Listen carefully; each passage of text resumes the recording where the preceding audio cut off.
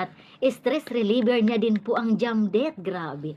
Grabe po, ang dami po talaga napapasaya ang Jamdet. Lalong-lalo na po ang ating mga senior citizens. So, ano lang po, tune in lang po kayo mga senior citizen. Dito lang po tayo sa Jamdet dahil ito po ang ating stress reliever. Huwag na po tayong pupunta sa mga makapagpasalimuot, mga masalimuot na damdamin dahil magkakarinkles lang po tayo doon. Dito na lang po tayo sa mga happy pill. Hindi po ba? Jamdet lang po ang sakalam yun. Wala pong katulad ang Jamdet. So kanina po napanood ko rin po yung Kalingap. Shout out po sa Kalingap team. Andito na naman po yung Kalingap team sa Hong Kong.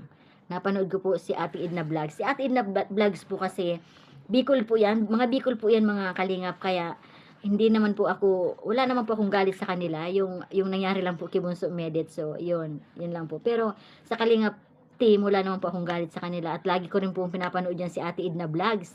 Dahil natutuwa po ako sa kanyang yung kanyang mga tanim, mga talungan, mga sagingan, meron pa po siyang mga tanim na grapes. Tuwang-tuwa po ako sa ganun.